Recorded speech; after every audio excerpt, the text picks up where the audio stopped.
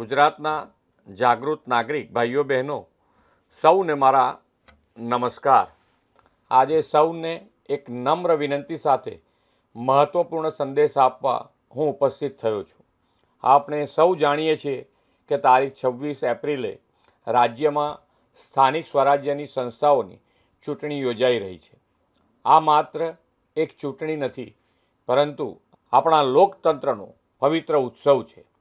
લોકશાહી પરંપરાના મતદાન એ અધિકાર સાથે નાગરિક તરીકેનું કર્તવ્ય પણ છે।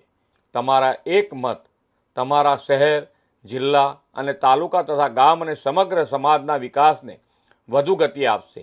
એ માટે દરેક મત અમૂલ્ય છે। હું રાજ્યના દરેક મતદારોને હાર્દિક અપીલ કરું છું કે 26 એપ્રિલે મતદાન કેન્દ્ર સુધી જરૂર પહોંચો અને મતદાન અવશ્ય કરો। પરિવાર, મિત્રો અને પડોશીઓને પણ મતદાન માટે પ્રેરિત કરો। 100% મતદાનનો સંકલ્પ લઈને લોકશાહીને વધુ મજબૂત બનાવો।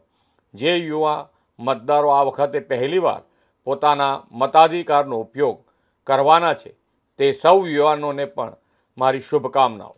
સૌ સાથે મળીને જનભાગીદારીથી વિકસિત ભારતથી વિકસિત ગુજરાતના નિર્માણ માટે આપણા પવિત્ર મતાધિકારનો અવશ્ય ઉપયોગ કરીએ। ચાલો 26 એપ્રિલે આપણે 100% મતદાન કરીને લોકશાહીના આ મહાપર્વને સફળ બનાવીએ।